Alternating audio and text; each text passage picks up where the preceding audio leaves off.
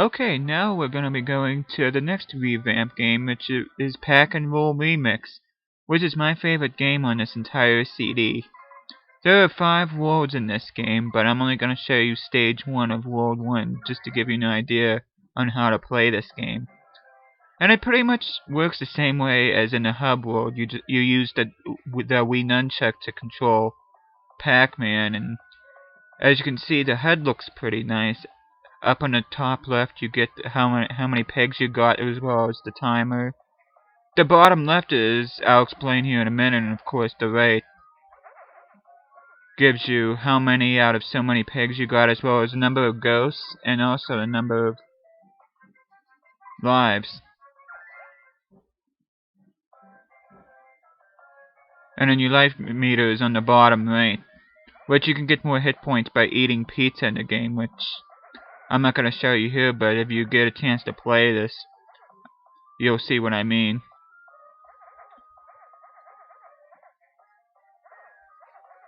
But the object of this game is pretty simple. You just gotta collect the pegs and pellets rather, and here you'll go up to things, they call them Golvis gates, which are tall green gates that you have to collect so many pellets in order to get them. Controlling Pac-Man is pretty easy. Like I said before, you just use your Wii nunchuck. And you can do boost by swinging the Wii nunchuck, and it'll cause Pac-Man to go give him a little bit of a speed boost. Golvis acts as the only boss in the game. You see him in Worlds 2, 4, and 5. And what you have to do in that is just eat power pellets and then just get to him, which I'm not going to show you on here, but here I'm approaching another Golvis gate, and I'm pretty close to achieving 141 out of 141, and there's your goal. It starts off pretty easy, but like any other game, it increases with difficulty the more you play it. And that's pretty much it for Pack and Roll. Now we're going to be going off to another pretty cool game, which is Rally X Remix. Now this is a pretty fun game. If you haven't played the original game, the object here is to collect a certain number of yellow flags, or all the yellow flags, while at the same time avoiding this driver guy that's behind me right now. Of course, in the original game you don't play as Pac-Man, but since this is a remix game, Pac-Man's pretty much a star on here, so... Then there's certain power-ups, like there's a smoke power-up, you could block his view with him. There's a power boost up there you can get. If he gets close to you, you get this warning alarm.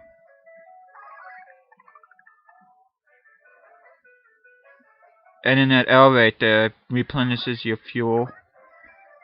And if you collect all the yellow flags, you move on to the next level.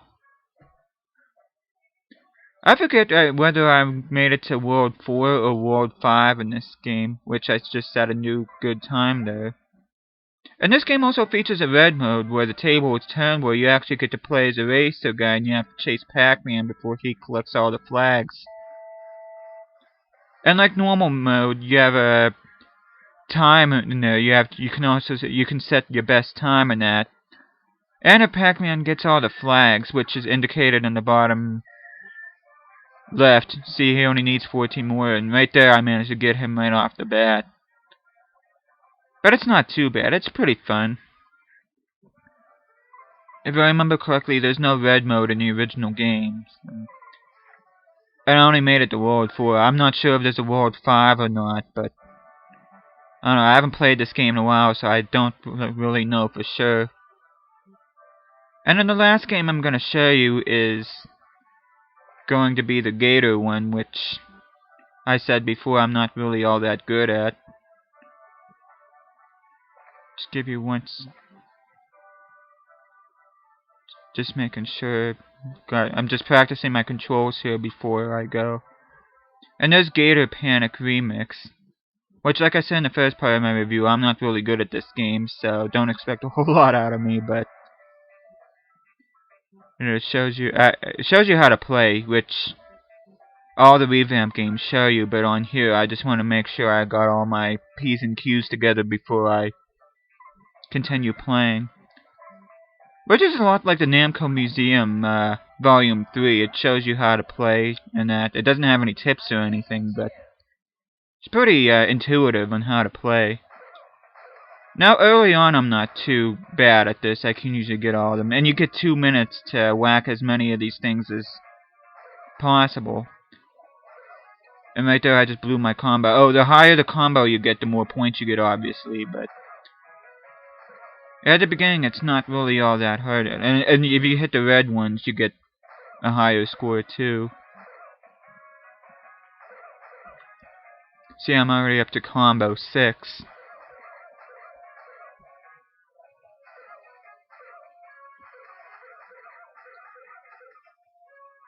As you see here, I haven't got bitten yet, but that's gonna change here real quick.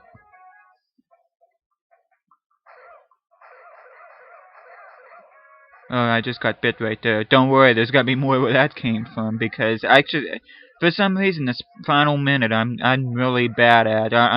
And to be honest with you, the hit detection for me seems kind of off, but that could be because either my sensor's not where it should be, or my Wii remote needs changed. But I'm certainly not gonna blame it on this game, because all the other games had really good hit detection. So for this one to have bad, I don't think that's a coincidence. I just think it's just the batteries running out of my Wii remote.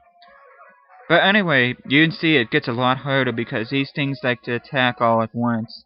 Which I don't know why I'm saying things, they're gators, but but yeah, especially this later part here. If you don't, I get bit a lot during this final part.